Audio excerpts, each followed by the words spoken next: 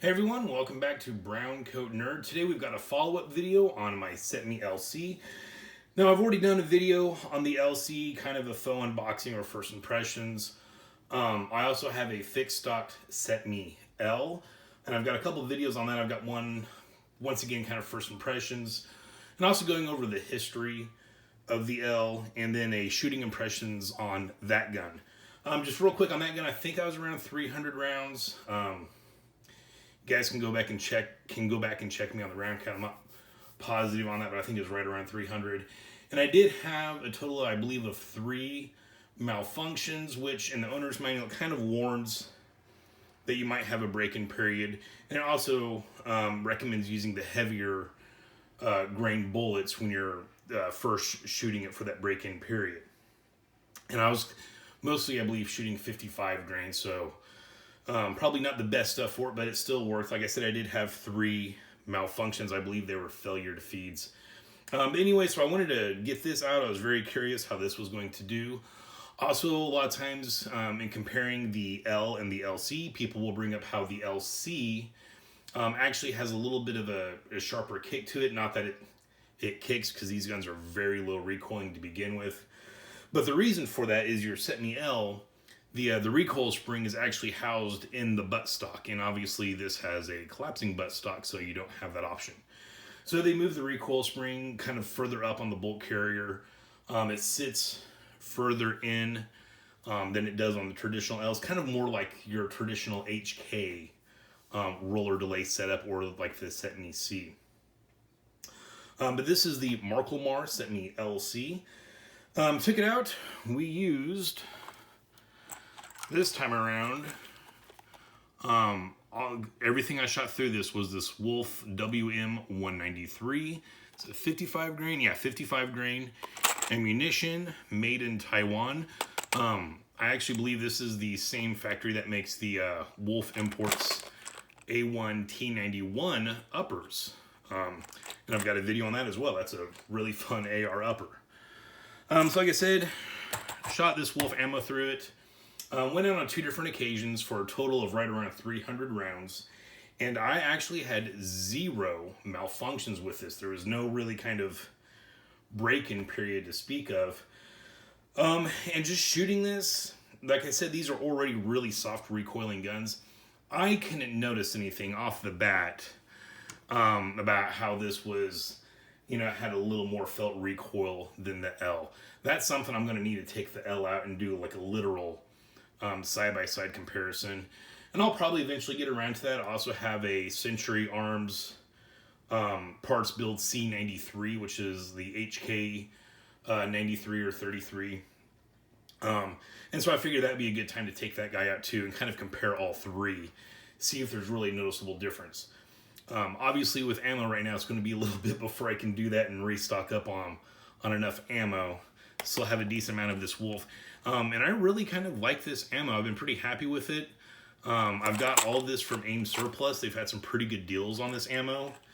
I think it was like 15 or 13 bucks for a box of 20, which right now that's not a bad price at all.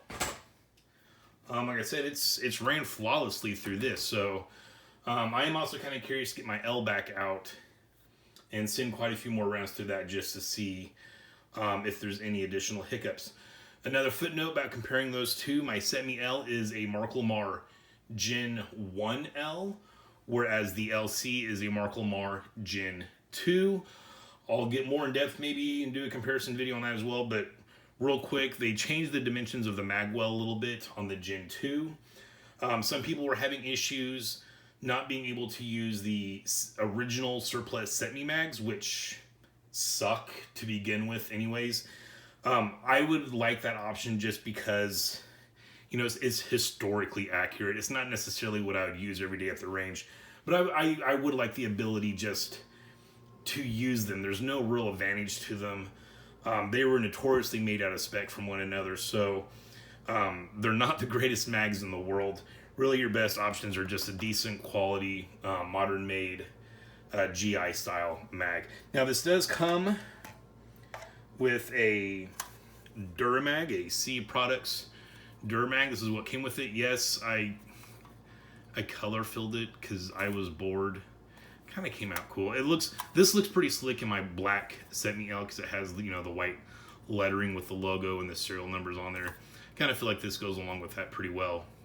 Also, if I get another one of these T-Spec Duramags that's black, I will not color fill that one, and that will be an easy thing to notice between the two. That way, if, you know, one I'm having issues with constantly, I can easily be like, oh, it's the color fill one I was having issues with. Not that I was having issues with this one. It does have the bright orange follower, which I really like. The bright color followers. It's just a little bit easier to look in there with your bolt carrier back and see if your magazine is unloaded. But this is what the LC, the Gen 2, came with. The original Gen 1s actually came with an OK Industries mag. I added the little Magpul Ranger plate on there just cause. I kind of think they look cool, and these flat ones are kind of hard to find now. So I found like a 3-pack of these in my local gun store and just picked those up for the cheap. But these are really good mags. This one does not have the brightly colored follower. That's definitely not a deal breaker. But they changed the dimensions on the mag well just a little bit. Now, to point out, my Gen 1L actually does fit the CETME surplus magazines. So I've got a 30 round and a 20 round mag.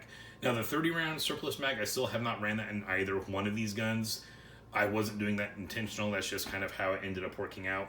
However, I have ran the little baby 12 round mag in both the L Gen 1 and the LC Gen 2. And both of those guns ran this mag just fine. No issues. So if you got a Gen 1, I guess it's kind of a roll of the dice whether the original surplus mags will work in yours or not. The Gen 2s, they're supposed to be more easily accommodating for those original surplus mags. But going back to my earlier statement, those original surplus mags just kind of suck. So it's not a big deal. Really, if yours can't run it, you're not missing out on anything. I just like the, you know, historical authenticity aspect of it. Really, for the most part, what I enjoy running, I'll just go to my local surplus store or, you know, thrift, you know, flea market, and you'll typically find these old GI mags. This one is at least got a Colt base plate on there, made in 09. And then I'll typically throw in a Magpul anti-tilt follower. I eventually plan on changing out the springs just, you know, to put newer springs in there. I haven't had any issues with any of these surplus mags.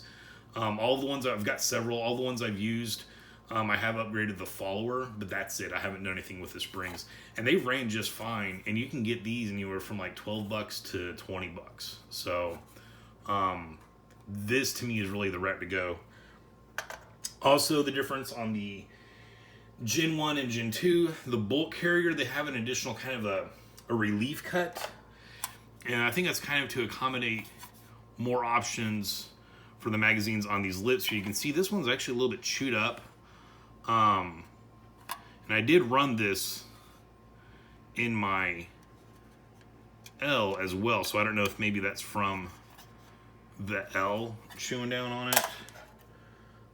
Yeah, here's the mag that actually came with the L. But they put those additional kind of milled cuts in there to accommodate a wider range of the Stenag mags. And I think they may have upgraded the Cerakote or maybe upgraded the Cerakote color. I'm not positive on that, but that's pretty much your differences between your Gen 1 and Gen 2. Another thing worth pointing out, and some of you eagle-eyed viewers may have noticed, this came with new green surplus furniture on it. Okay, that made no sense at all. Sorry, back up. This came with new Marcolmar made furniture on it. I actually have a comparison video if you really want to get into it. It's rather boring, but it's out there. Marcolmar made a extremely, like 99.9% copy of the original furniture. They look the same. They aren't as glossy. You can see this kind of has a gloss to it.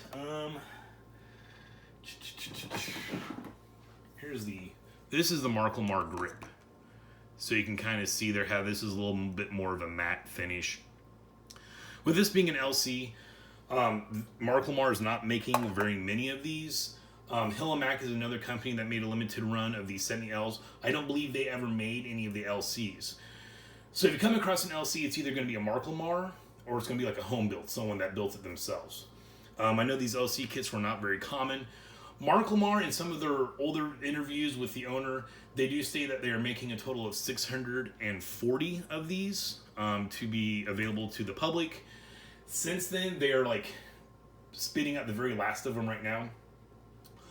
Their number they have upped a little bit. They're now saying there's 650. So they're putting out an extra 10 than what we thought. Not a huge difference there. So anyways, this is pretty stinking rare, especially for something in my collection. So I just kind of wanted to make it, once again, going back to that, as authentic as possible. I already had the surplus kit. I had originally put this on my L. I will point out, though, the feel of quality of the Marcolmar made stuff is day and night compared to the feel of quality of the surplus stuff. This stuff is like, it's, I believe it was polypropylene composite, whereas this is a nylon 6.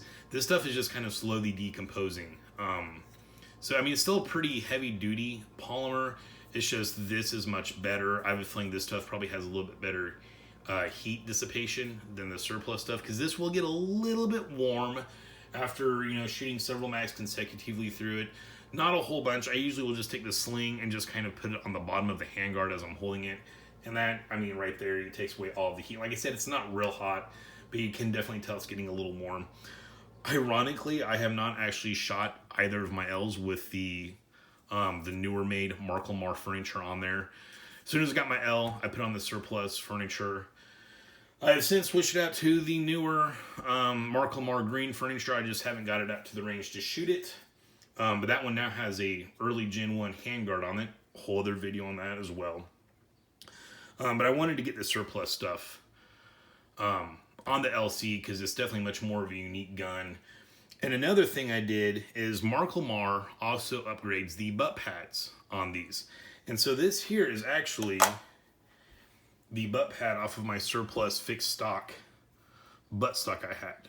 The Marcolmar stuff is a little more of a matte finish. It looks like it's a little bit thicker. It could be that this is just kind of worn down some with use. Also, the Marcolmar one actually has a little bit of spring to it, so it still functions as a recoil pad. This one is pretty much solid at this point. Not a huge deal though, because like I said, these guns are super soft with their recoil. But once again, just wanting to add that authentic look to it, I switched to this route. And if you're wondering what the new butt pads look like, this is an old butt stock, but so I didn't lose my butt pad, I put the newer Marcolmar made butt pad on the surplus butt stock. You see how that's kind of more of a flat finish, a little bit thicker. I mean, this isn't super springy, but it's got some squish to it. This stuff is pretty much almost rock hard. Not that it matters. Both times I took this out shooting, I actually had the surplus furniture on here. Also, in case you're wondering, this is a C Products, I believe. Yeah, Durmag, C Products, another one of the Durmags. It's green, so, I had to try it out in case you guys are wondering how the green ones look. There you go. It's not a perfect match, but I still just kind of prefer the nice used surplus GI mag look to it. Those are beauty marks to me. Those aren't wear marks. Those are beauty marks. Anyways, also a footnote: some of these mags can be a little stiff to get into the L, and I've actually seen on some forums people kind of talking about this, how they have to push in the button. Now I do feel like on the LC it's a little bit stiffer. It has loosened up some with use. Actually, it's loosened up quite a bit. When I first got this, I was pushing down on the mag release button to seat it in there. I just didn't really want to damage anything. And now, was that one-handed lock in? Nope. But it doesn't take much to lock it in there. Like I said, I did see pop up on some forums. Looks like a couple of people were having issues with that. And the owner of Marcolmar actually hopped on. He's very active in the surplus collecting world, so it's not unusual to see, someone talking about a Marcolmar and he just hop right in there and answer your questions on it. He did recommend actually backing off, if you have that issue, to back off on your mag release button. If you look, it's actually kind of a flathead. He recommended, because he was like, no, they should not be that stiff. That's not how we made them to be. So if you have that issue, he recommended backing off the mag release button about a quarter turn. Or, you know, they're very responsive to emails with any kind of questions. You know, if you're having major issues, just shoot them an email. They also have very good warranty work. Like, I think he's even like, hey, they shouldn't be doing that. Send it in to us, or you can try backing it off a quarter turn. It's something like that. So just so you guys know, if you do have an issue with that, try backing it off. If you get one brand new out of the box, I'd recommend just using it some before you mess with that. Like I said, mine was pretty stiff, but it's definitely loosened up over time. So I think we're good there. I'm not going to mess with that at all. Perfectly fine with that. So, shooting. This is a shooting impressions video, right? Like I said, right around 300 rounds of the Wolf Taiwanese made 55 grain 5.56. Accuracy is pretty decent and was shooting a little bit low. Adjusted the sights a little bit, and I was kind of stupid. The second time I went out, I did not realize this until after I got done. I was shooting and I was like, okay, I don't need to adjust the sights anymore. It's like dead on target, right? And then I realized I actually had this rear sight at 400 meters instead of 200. So the elevation is slightly changed on this. So I have a feeling it's actually not dead on. I was shooting 400 meter sight. It was an indoor range, so the maximum was 75 yards. So, but yeah, the groupings were definitely good. Also, just to point out real quick, the Marcolmar bills do not come with the sight color filled like this. All the other markings are color filled, but the sight is not. I went ahead and did this. As you can see, it still needs a little bit of cleaning up. Once again, originally military CETME Ls did have these sights color filled. So, you know, authenticity, right? So, like I said, no hiccups. Accuracy was pretty good. The second time I went out, I actually had some in-laws in town.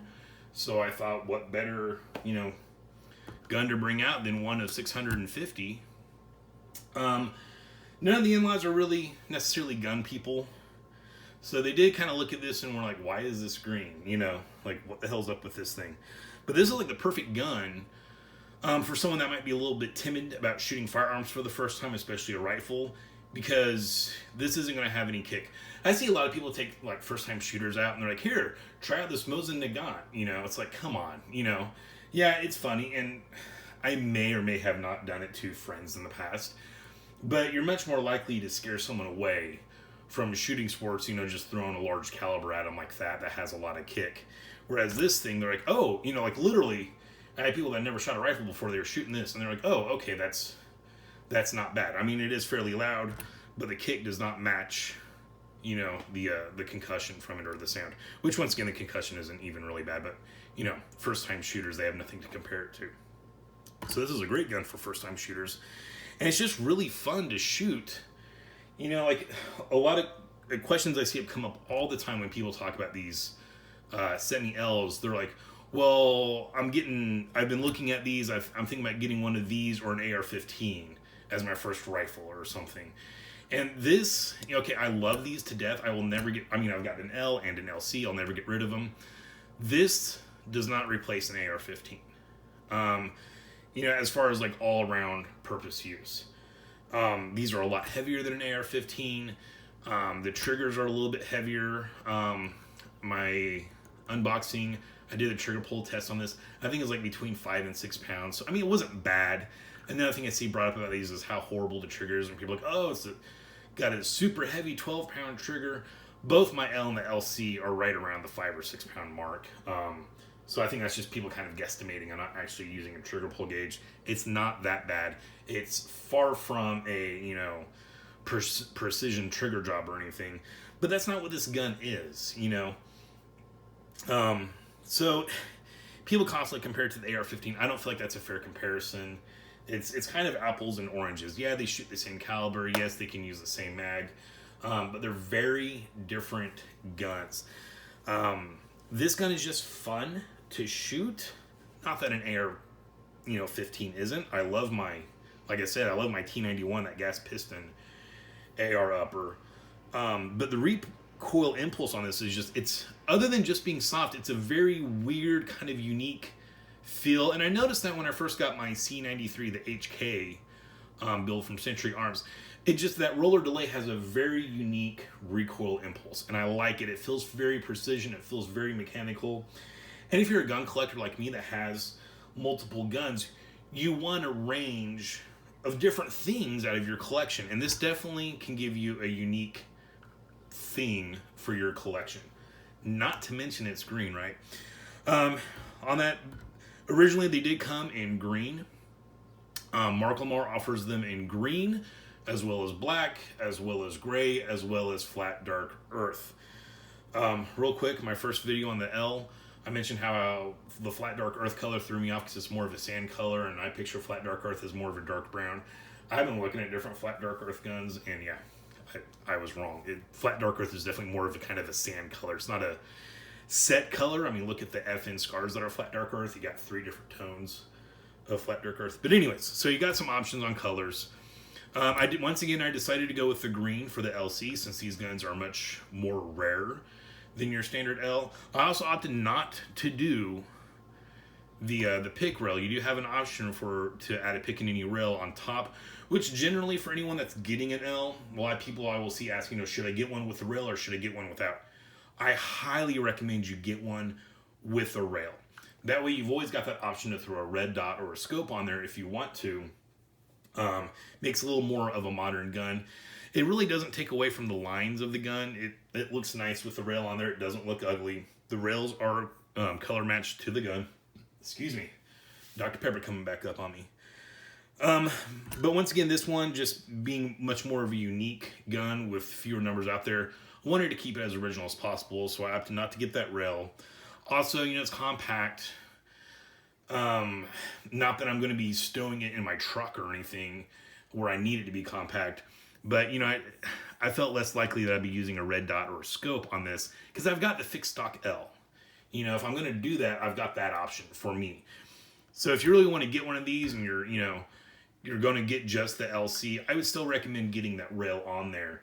And of course, if you bought one without the rail, or if you're doing a home build, Marcolmar does sell the rail section that they put on these separately. I think it's like $70 or something, maybe less than that. So you do have that option added on there. Of course, you're going to need to either paint it to match it or paint it black or whatever, and then you're going to want be kind of refinishing the whole gun because you'll have welds to match the color. Or you don't have to do it. You can just leave it as is. Some might think it's ugly, but maybe you like it. So the other thing to point out is a lot of people get very paranoid about how much these spent cases are going to mess up your Cerakote finish. Now, I did for a second think about putting tape on these. A lot of times you'll see videos of people shooting these and they'll have this whole area here covered up in tape because they don't want it to mar it. Once again, to me, beauty marks. That's me. That's my preference. Oh, sorry guys, the L is locked up. I'm not gonna mess go finding the keys and getting it out. But the L basically had a decent amount of Cerakote removed, and it was pretty much isolated to right here. And this one, actually, it's kind of in the same spot, a little bit wider. We also got some wear up here. I don't know if that's even showing up in the camera. But all in all, it's kind of like these little semicircles. Whereas on the L, it was like they were hitting right at the same spot. So it's like a completely clean spot here with no Cerakote on there. Once again, to me, I don't think it's ugly. But this one, I don't know. Like I said, I think the Gen 2s, they changed something on the Cerakote. I don't know if it was just the grade of Cerakote or the color mix. But it looks like this is held up a little bit better. Another thing, with that L, I don't think I shot any of the Wolf ammo. If I did, I only shot a little bit of it because I had a mix of other ammo. Maybe this is just the ejection pattern for the Wolf. It's not hitting it as much. I don't know. But I was pretty impressed with how not bad that is. Now, of course, like I said, you know, if that's something that would bug you, you know, just cover it up with some tape. But for me, it's not going to bug me, especially if I baby a gun so much to that point. Like the first nick or ding or scratch that I get on there, it's going to drive me nuts. So kind of like the sooner you get some natural wear marks on there, like I'm a little less stressed about marring up my pristine finish. One thing while shooting it, a lot of people are also concerned about the cheek weld on this. I found it not uncomfortable at all, other than the sling attachment being right back here. So this is kind of laying down, your cheek is kind of on it, you know. That, I mean, it wasn't terribly annoying, but it definitely was a little annoying. I really wish CETME had put the sling attachment up here like they did on the HK collapsible stocks. Now, this is something that CETME did. This has nothing to do with Marcolmar. And if these guns weren't as rare as they were, I maybe even see about getting a bar like welded on there or something. But, I mean, it is what it is. This isn't, you know, my go-to home defense rifle or anything like that. This is just something unique for my collection, so that's not a huge deal to me. If you're not running a sling on it at all, you don't even got to worry about it. This is the original Spanish CETME L sling. Let's see, the other thing I noticed with this particular one, see, you hear that? This handguard, now when I was shooting it, I didn't notice it at all. It's just once in a while when I pick it up and I'm handling it, I'll feel that handguard just shift a little bit, and it's like this hole up here is just a little bit bigger than it should be. So I'm actually going to do, because they do have a full length early production handguard for these that Marcolmar offers at $200. I have that on my fixed stock L. So what I'm probably going to do is I'm going to take the heat shield that I'm not using on my L, put the surplus handguard on there, and put that on here because I know that's a tighter fit. And like I said, it's not terribly annoying, but I've got the extra one here already. You know, it's just sitting in the parts drawer, so I might as well use it to fix up. And once again, I mean, that's probably just how they were made for the military. So not inaccurate. It's not nothing, you know, due to Marcolmar's build. It's just, it's a military gun. Things aren't perfect. So probably switch that around. If I didn't have the extra heat shield, this isn't something that would bug me to the point of going out and like buying an extra surplus one. Although I'm sure they're not expensive. They are, you can find surplus parts for these fairly easy. It's not something that would bug me to that point, but I've got one, so, you know, why not use it to fix that issue? So I think that's pretty much it on the shooting impressions. Like I said, I do have an unboxing, faux unboxing video on this, kind of first impressions. I do go over kind of more specific LC history on this. If you're curious about the general history on the CETME L model to begin with, I have and first impressions and history of my fixed stock CETME L, which in that video it's black with black furniture. Also, if you're very curious about these, definitely check out Forgotten Weapons. Surprise, surprise, they've got some good videos on these, as well as Michiko, and then Small Arms Solutions as well. But Michiko and Forgotten Weapons, they've got some great videos on the CETME L series. So, alright guys, that is it. That is my shooting impressions of the LC. Very happy with it. Very, very fun gun to shoot. I'm extremely happy that I got one of these while I can. I am filming this in July. I believe one of my older videos, I think it might have been the first impressions of this, I mentioned how Marcolmar was putting together their last few parts kits of the LCs that month, which was last month or the month before. Guys, they're still working on those last batch. They actually, the shipment of barrels got lost in the mail that was sent to them. And so the production of their last batch of the LCs was postponed for a little bit. So depending on when I get this video actually uploaded, And when you watch it, if you really want one of these, Marcolmar might still have some available.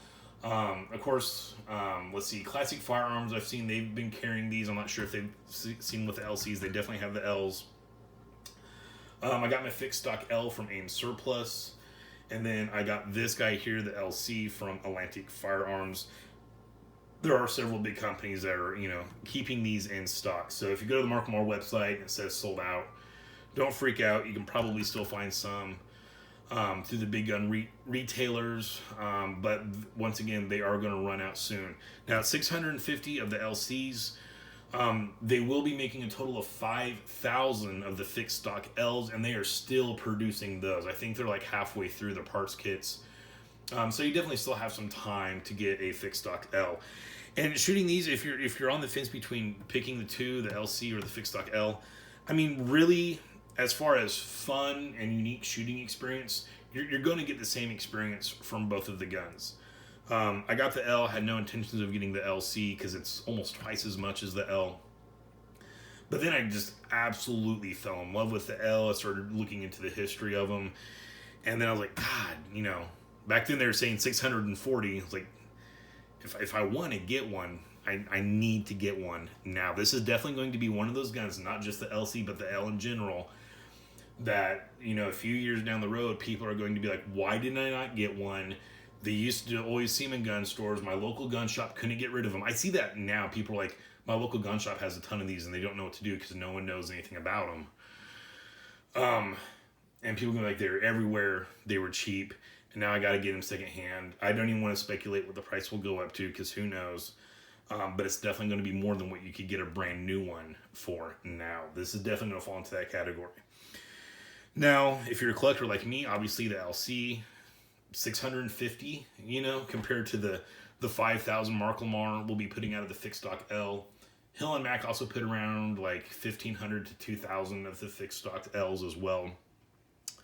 This is definitely more of a, collector piece. Not to mention, this actually has an 11.5-inch barrel. This section here is a barrel extension, this bird cage, and this section, it's all one piece. And it's been pin and welded on, so it's part of the barrel. So you can buy one of these and not have to worry about having a tax stamp, but you can get one and then start, doing all the paperwork to get that tax stamp. And once you do, you just, remove the weld and unscrew it. It even comes with the original proper birdcage flash hider to put back on here. So you're ready to go out of the box with that. So that's also another very unique thing with the LC. I kind of like the SBR ready aspect of it. Whether or not I'll do that, I do not know. I live right on state lines, so it's not uncommon for me to shoot in the next state over. My understanding, I very well could be wrong. My understanding though is if it's SBR, it's supposed to stay in the state in which it's registered. Correct me if I'm wrong. I don't have any SBRs. So that kind of is reluctant for me. They can be a little bit tougher to sell, if you want to do that, which I never plan on doing that with any of my Ls. And then the other thing is, I have very likely, in a couple years, I'll be moving out of this state. Where to, I don't know. How easy it is to get SBRs and wherever I end up going to, I don't know. I just don't want to end up with something that I can't take with me. So for now, I'm just going to leave her as is. This has a shorter barrel. I didn't notice any differences in accuracy, but once again, I was stuck in an indoor range where the max was 75 feet, and that's what I was shooting at. So, I wasn't really stretching this gun to its limits by any means. Sorry, I know I said I was done. Another thing, too, is a lot of people might be like, oh, well, how much lighter is this compared to an L? This really isn't any lighter compared to the fixed stock L. It's just simply more compact. Especially if you get that barrel extension removed. So yeah, it's just more compact. You're not really gaining anything on weight reduction. It is a little bit lighter. Another good reason not to get the rail, ever so slightly lighter. And then the last thing is, if anyone's watching this and they're freaking out, they're like, oh, 922R compliance, oh. In the owner's manual for the Marcolmar, they go down the whole list of all the 922R compliance parts, which ones were made in Spain, which ones were made in the US. And on the standard fixed stock L, it's got new furniture on it, so they have like a little extra room to give for 922R compliance. They can still use another 2 foreign-made parts. Now, the Hill & Mac built CETME Ls, bear with me guys, those actually use the surplus furniture for both the buttstock, pistol grip, and handguard. Those are all surplus. So you might be like, well, I thought you just said there's 2, not 3. The Hill & Mac made Ls, their flash hider is actually a US made copy flash hider, where your Marcolmar fixed stock L comes with all new furniture, but the flash hider is actually a surplus flash hider. So I've got the surplus buttstock. So your LC, you actually only have 1 extra part for 922R. Well, no, you don't. You have 2, because this barrel extension, this is US made. So they don't have that point for having the original flash hider on there, because it's not. This is a US made one with a barrel extension. So I am able to add the pistol grip and handguard, keeping in 922R compliance, not that I care. But so technically, yes, this is still 922R compliance. And then if you're wondering, oh, well, I wanted to SBR and throw on the original flash hider, my understanding, and Ian brings this up in his Forgotten Weapons video where he compares the LC and the L, once it's an SBR, 922R compliance does not apply. So you don't have to worry about that. Okay, for realsies, this is it. I'm really sorry I just said for realsies. I don't know where that came from. Hope you guys enjoyed this video. If you did, please hit like and subscribe. If you're curious about the CETME L or the LC, and this is the first video you've seen, go check out my other videos on it. Like I said, Michiko and Forgotten Weapons have great videos on these as well. Alright guys, thanks for watching. Stay safe and stay shiny.